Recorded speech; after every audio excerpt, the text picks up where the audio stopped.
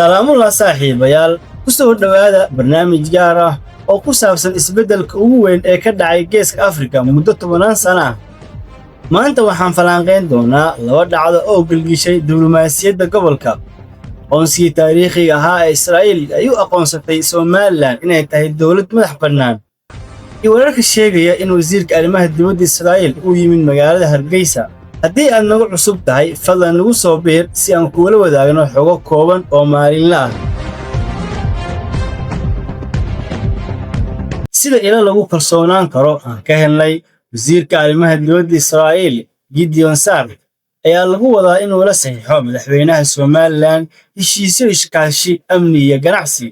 Ilwareegyadu waxay sidoo kale sheegayaan in booqashadan ay la xiriirto meel amni oo istiraatiiji ah, iyadoo wasiirku la filayo inuu indhayn ku sameeyo dhul ballaaran oo lagu qiyaasay ilaa 50 kiilomitir, kaasoo la sheegay in Israa'iil ay qorsheynayso inay ka hirgeliso saldhig militari.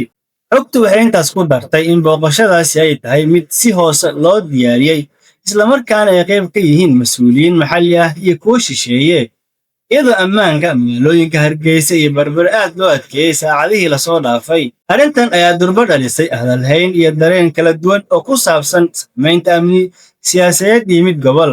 Somaliland maanta waxay taagan tahay marxalad cusub. Aqoonsiga Israa'iil iyo socdaalka wasiir Gideon Saar waa bilowga isbeddel weyn oo weji kale u yeeli doona tartanka quwadaha adduunka ee Geeska Afrika. Maxay kula tahay adiga? miyaad u aragtaa in saldhiggan militari uu Somaliland u horseedi doono aqoonsi caalami ah oo ballaaran, mise waa khatar cusub oo gobolka ku soo korortay? Noogu reeb fikirkaaga qaybta faallada. Ha ilaawin inaad subscribe saarto channelka si aad u hesho wararka ugu dambeeyay. Mahadsanidin.